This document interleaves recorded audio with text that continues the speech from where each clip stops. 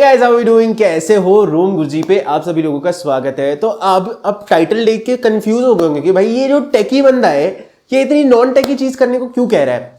तो यार पहले तो डोंट बाय स्मार्ट वॉचेस, इसके पीछे थोड़ा ज्यादा एक कॉम्प्लेक्स रीजन है।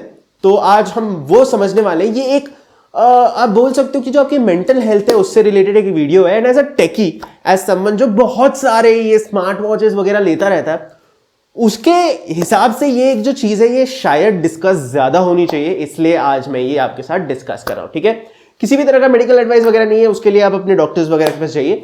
ये बट एक जनरल एक एडवाइस है या एक डिस्कशन है टेक से रिलेटेड। ठीक है, सबसे पहले आप में से कितने लोग कौन कौन सी स्मार्ट वॉचेस यूज करते हैं, प्लीज मुझे नीचे कमेंट करके बता दीजिए ताकि हम उसके ऊपर भी एक डिस्कशन बाद में कर पाए। ठीक है, सबसे पहले मैं आपको बैकग्राउंड बताता हूं इसके पीछे का। हुआ ये कि आई फेल्ट सिक, ठीक है, मैं बीमार पड़ गया एंड मेरी नींद अच्छी नहीं हो रही थी, मुझे परेशानी हो रही थी, I had a slight fever. ये सब करने के बाद, ये सब होने के बाद आई रियलाइज कि मैंने स्मार्ट वॉचेस पे अपने कितने पैसे कमाए हैं, राइट। एंड मैंने रिसेंटली अपने स्मार्ट वॉचेस बेच दी। मेरे पास सैमसंग गैलेक्सी वॉच 3 थी, मैजिक वॉच थी, वो भी बेच दी। एंड देन आई रियलाइज कि यार ये स्मार्ट वॉचेस बेच दी है, अब दूसरी स्मार्ट वॉच की तो रिक्वायरमेंट होगी, उसका करेंगे क्या। एंड वहां से शुरू हुआ ये पूरा साइकिल, राइट। तो मैं आपको एक जनरल वे थिंकिंग बताता हूं हुआ क्या। जैसे मैंने डिसाइड किया कि अब एक नई स्मार्ट वॉच लेंगे, मैं क्वेश्चन में पड़ गया। मेरे को एप्पल वॉच लेनी थी, एप्पल वॉच सीरीज 3 में ले सकता था, बट इसमें ज्यादा पैसे लगने वाला था, ईएमआई पे लेनी पड़ती, and it was really really not worth the money.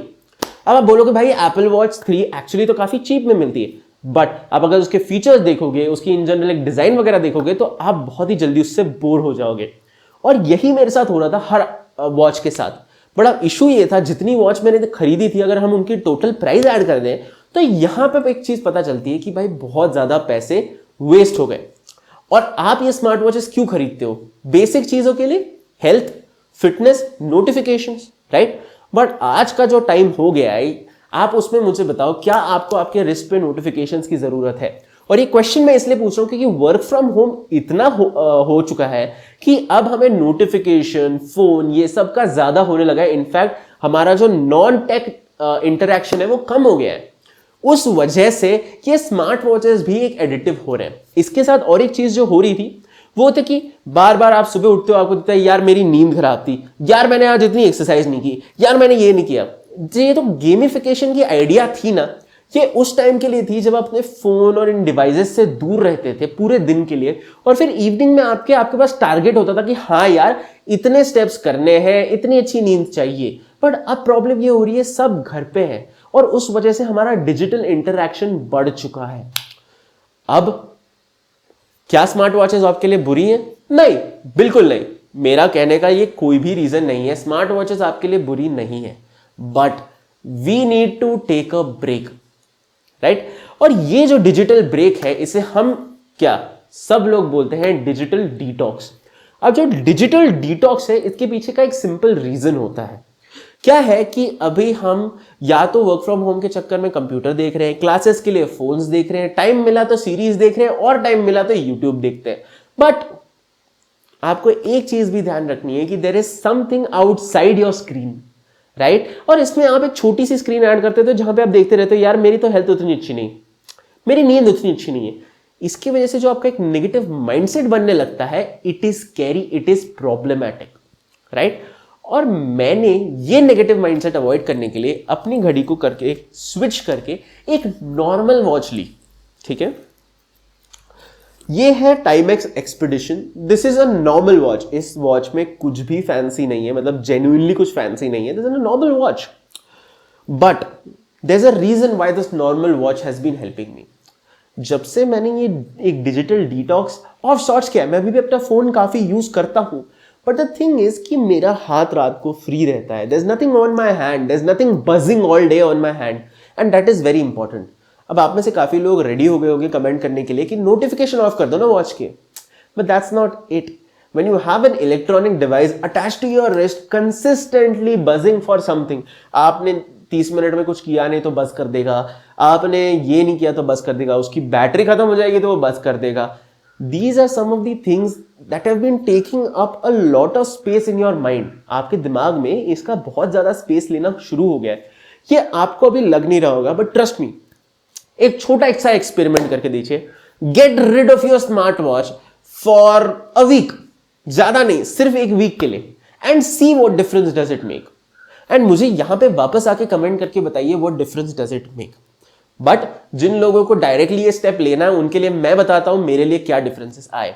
C, I was a compulsive, I am still a compulsive gadget buyer. मैं काफी गैजेट खरीदता हूं, इसी के साथ उनकी टेस्टिंग करता हूं, यूज करता हूं. उसी के साथ मुझे एक्सरसाइज करना पसंद है.